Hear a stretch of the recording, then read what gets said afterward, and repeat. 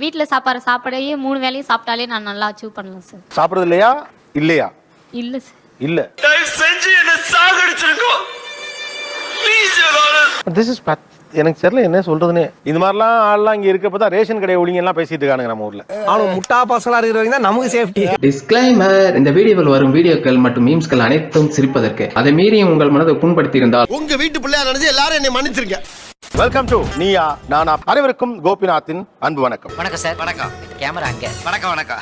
நான் உங்களுக்கு 2 கால்களை காட்டணும் அப்படின்னு ஆசைப்படுறேன். ஐயாவுடைய கால்கள், அவங்க போட்டுக்கூடிய அந்த செருப்பு எவ்வளவு அவங்களுடைய வசதி நிலை என்ன அப்படிங்கறத காட்டுது. நாம சந்தோஷமா இருக்கணும்னா நமக்கு மேல இருக்கிறவங்களை ஒப்பிட்டு பார்க்கவே கூடாது, நமக்கு கீழே இருக்கிறவங்களை ஒப்பிட்டு பார்க்கணும். எல்லாத்துக்கும் மனசுதாமா காரணம். அப்படியே கட் பண்ணோம்னா இந்த பக்கம் அவங்களுடைய மகள் அணிந்திருக்கக்கூடிய அந்த ஷூ, அதுவே எனக்கு மிகப்பெரிய பெருமைன்னு நான் நினைச்சிட்டு இருக்கேன். ஓகே, இந்த அப்பா உருவாக்குன ஒரு பெண், தமிழ்நாட்டினுடைய இளம் வீராங்கனைகள் அப்பாக்கள், இதுதான் நம்ம பேச போறோம். பாய்ஸ் நல்ல ஆக்ஷன் பிளாக் மாட்டிருது. ஃபுல் என்ஜாய்மெண்ட் தான். வாங்கடா. முதல்ல இந்த ஷூ பத்தி தான் எனக்கு பேசணும்னு. ஒரு பெண்ணுக்கு ஷூ போட்டுக்கிறதுங்கிறதே என்ன ஃபீல் கொடுக்குது? ஷூ போடும்போது நம்மளே புதுசா ரெஃப்ரெஷ் ஆன மாதிரி ஃபீலா இருக்கும். ஃபுட்பால் பாப்பியா? இனிமே பாரு. ஒரு எக்ஸைட்டிங்கா இருக்கும். ஒரு புது ஷூ போட்டிருக்கோம், அந்த கிரிப் ஒரு பவர் வந்த மாதிரி இருக்கும். எவனடா தூக்கி போட்டு மிதிக்கணும்னு இருக்கேன், கையால சும்மா சுருன்னு இருக்கும். கேமுக்குள்ள போகும்போது நீ கண்டிப்பா நம்ம அடிச்சு ஜெயிச்சிருவோம் அவங்கள. கண்டிப்பா நம்மள இன்னைக்கு யாரும் போட முடியாது, நம்ம தான் இன்னைக்கு ஜெயிப்போம். இந்த தெளிவு உங்களை எங்கேயோ கொண்டு போகுது. What are you waiting? Let's start the game. நான் ஸ்போர்ட்ஸ்க்கு வரதுக்கு முன்னாடி நிறைய பேத்தோட கால்ல நான் ஷூ பாப்பேன். எனக்கு ரொம்ப ஆசை அத மாதிரி ஷூ போட்டோன்னு. ஆசை வேணா இருக்கலாம், ஆனா அதுக்கு வெறி வேணும்டா. வெறி இருந்தா தான் ஜெயிக்க முடியும். அப்பா எனக்கு முத வாங்கி கொடுத்தோட ஷூவோட விலை 250 ரூபாய். ஃபர்ஸ்ட் விரலுக்கு தகுந்த மாதிரி தான் மாத்திக்கணும். இதுவே நாம சொர்க்கம் நினைச்சா சொர்க்கம், நரகம் நினைச்சா நரகம். அது போட்டதுக்கு அப்புறம் எனக்குள்ள என்ன அறியாமலேயே நம்ம இன்னும் ஹை லெவல் அச்சீவ் பண்ணணும், நம்மள அறியாமலேயே நமக்கு நிறைய மோட்டிவேஷன் கொடுக்கும் நம்ம ஷூ. இவ்வளவு நடந்து நீ ஓடிட்டு இருக்கேன்னா அதுக்கு ஒரே ஒரு அர்த்தம் தான், இதுதான் உன் டைம். போட்டு தாக்கு. எனக்கு 2 பொண்ணுங்க சார். 2 பேரும் கபடி ஆடுறவங்களா சார். 2 பேரும் வந்திருக்காங்களா? ஒண்ணுங்க. இது அங்கவை, இது சங்கவை. ரொம்ப பொங்க வச்சிட்டீங்க போல இருக்கு. ஓகே, யார்? திவ்யா. கபடி என்ன லெவல்ல விளையாடுறாங்க? தெரியல. நேஷனல் எல்லாம் ஆடிருக்கு சார். நேஷனல் ஆடி இருக்காங்களா? என்ன நல்ல பதக்கம்லாம் வாங்கியிருக்காங்க? கப்பு அது நிறைய வாங்கி வந்திருக்காங்க. நமக்கு ஐடியா இல்ல, நிறைய ஜெயிச்சிருக்காங்க. என்ன இது ஒரு கெட்ட வழக்கம்? யார் மேல கோவப்பட்டாலும் என்ன தூக்கி போட்டு அடிக்க. சூப்பர். நீங்க என்ன பண்றீங்க? குப்பை. ஓ ஓகே. சுத்தம் செய்யும் தொழிலாளியின் பொண்ணு நேஷனல் பிளேயர் இன் கபடி இல்ல? நீங்க என்ன சொல்லுங்க, என்னென்னலாம் நீங்க ஜெயிச்சிருக்கீங்க? ஒரு வெள்ளந்தியான அப்பா புதுசா பேச தடுமாற்றம். நான் கிராமத்துல இருந்து வந்தவன், வாய் திறந்தா என்னென்னலாம் வரும்னு உனக்கு தெரியாது. பேசுறதுக்கு வந்து கொஞ்சம் தடுமாற்றம். அதனால என்ன இருக்கு? அதெல்லாம் பழக்கல்ல. அதனால ஒண்ணும் பிரச்சனை இல்ல. என்னென்னலாம் அது வாங்கியிருக்குன்னு உங்கள்ட்ட சொல்ல போகுது. எந்திரி சொல்லு.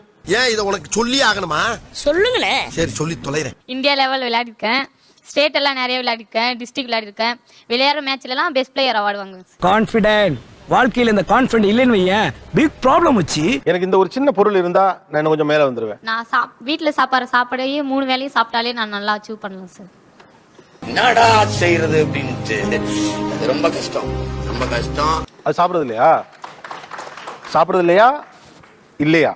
இல்ல சார். இல்ல.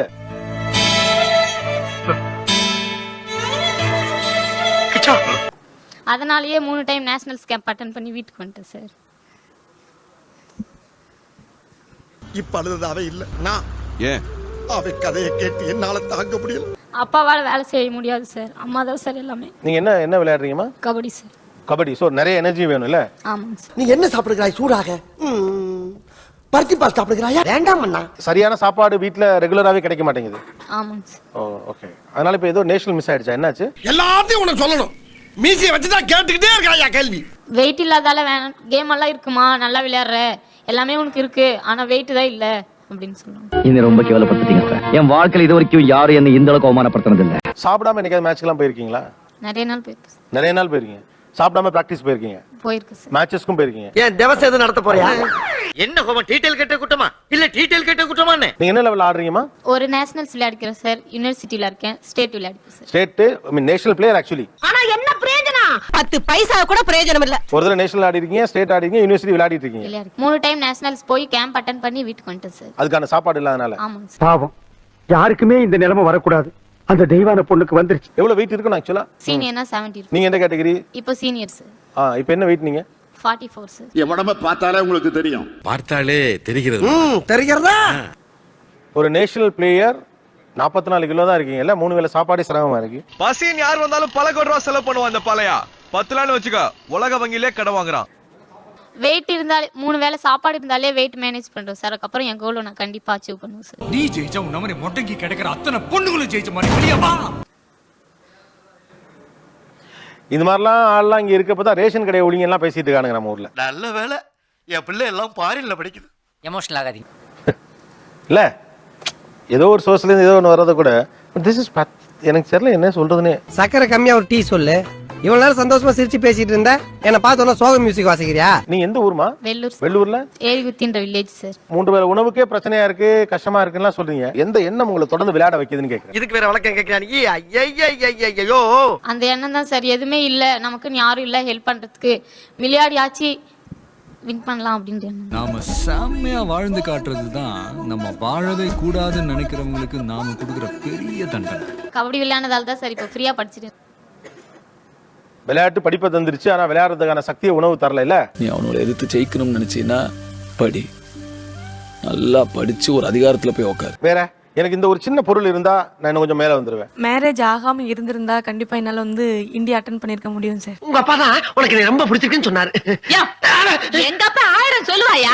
நானும் அவங்களும் வந்து சின்ன 9th இருந்தே ஸ்கூல்லயும் ஒரே டீம் தான், காலேஜ்லயும் கிளப் டீம் ஒன்னா தான் ஆடணும். நாங்க 2 பேரும் சட்டையை மாத்தி போடுற சாதாரண ஃப்ரெண்ட்ஸ் இல்ல, மாத்தி போடுற க்ளோஸ் ஃப்ரெண்ட்ஸ். 3rd இயர் முடிச்ச உடனே அடுத்து ஒரு 10 days 20 daysல வந்து எனக்கு வீட்ல அலைன்ஸ் பார்த்து மேரேஜ் பண்ணிட்டாங்க. அவங்கள பொறுத்த வரைக்கும் பொம்பளைங்கன்னா சமைக்கிறவ, துணி துவைக்கிறவ, நீ இருக்க வேண்டிய இடம் சமையல் கடைன்னு அவங்களே கழுத்து பிடிச்சு உள்ள தள்ளிடுறாங்க. எனக்கு ஏஜ் 20 தான். அப்பவே வந்து எனக்கு வயசாயிடுச்சுன்னு சொல்லிட்டாங்க. 20 வயசு ஆயிடுச்சு பொண்ணுக்கு, இன்னும் கல்யாணமே பண்ணாம வச்சிருக்க அப்படின்ற மாதிரி சொன்னாங்க. கிராமன்றதுனால அதெல்லாம் கண்ட்ரி பொருட்டுங்க, இதெல்லாம் என்ன சொன்னாலும் திருந்தாதுங்க.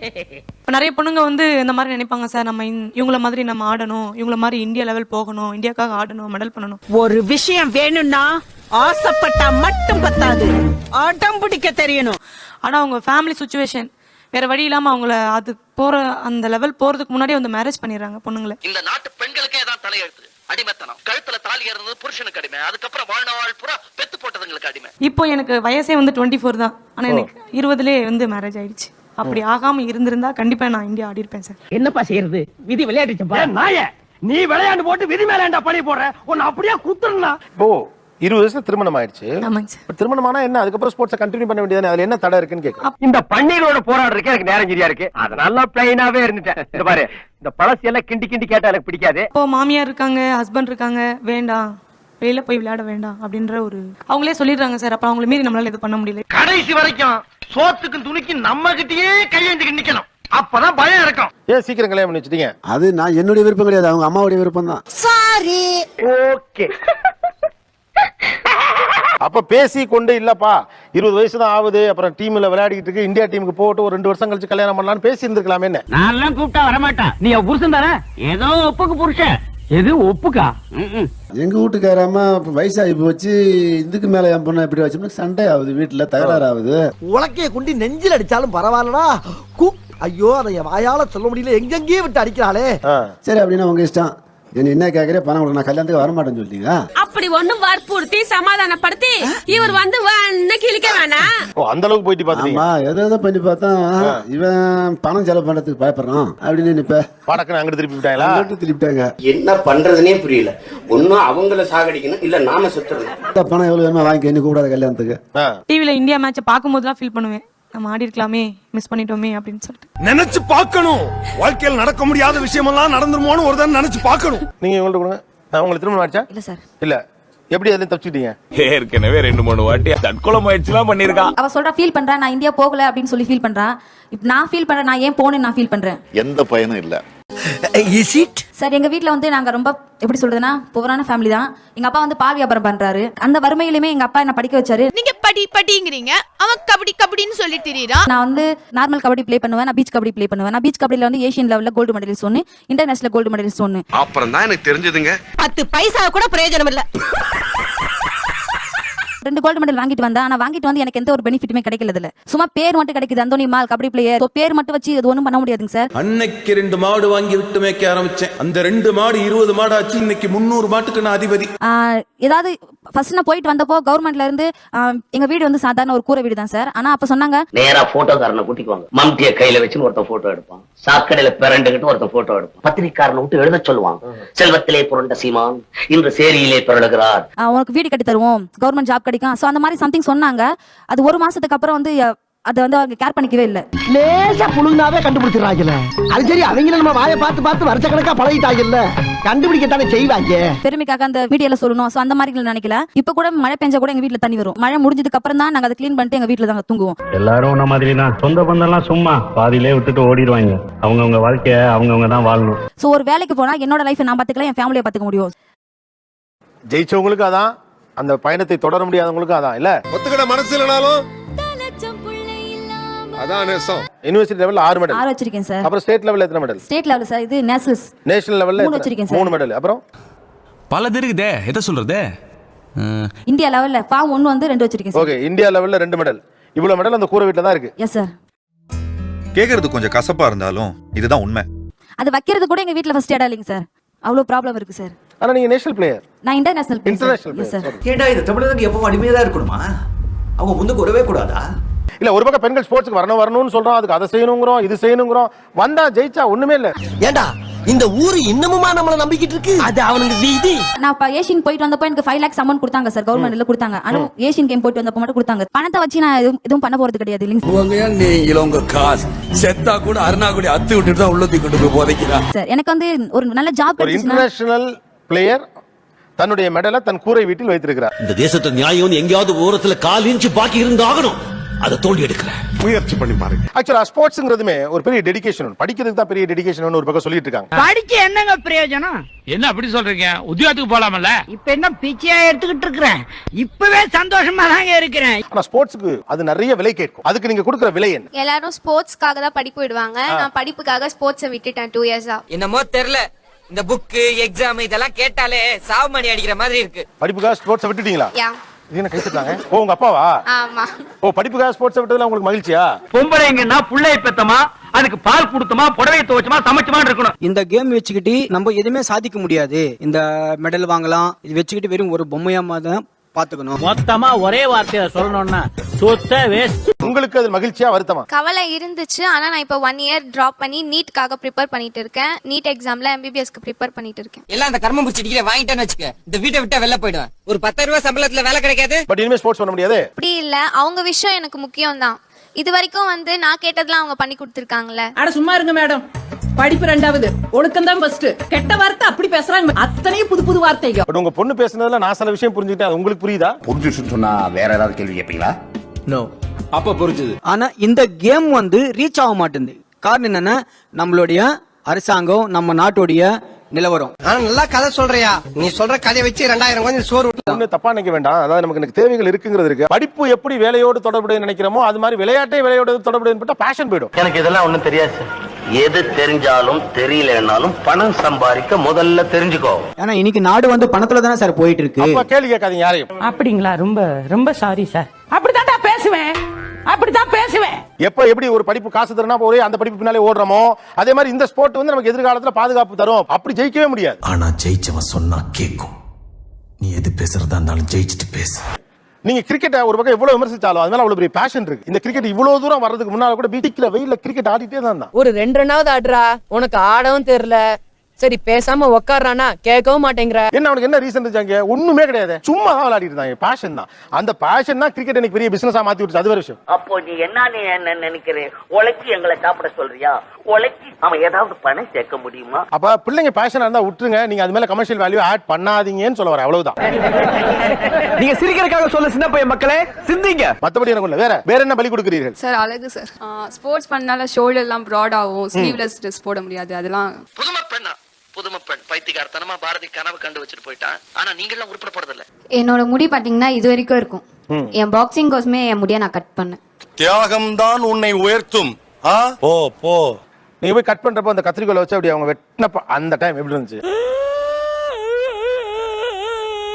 ரொம்ப கஷ்டமா இருந்தது, ரொம்ப லென்த்தா இருந்தது. இவ்ளோ லென்த் வரும் நான் பின்னி போட்டாவே. அந்த அக்காவே ரொம்ப ஃபீல் பண்ணாங்க வெட்டுறதுக்கு. ஒட்டுறதுக்கு தாயா யோசிக்கணும், வெட்டுறதுக்கு யோசிக்க கூடாது, புரிஞ்சது இல்ல?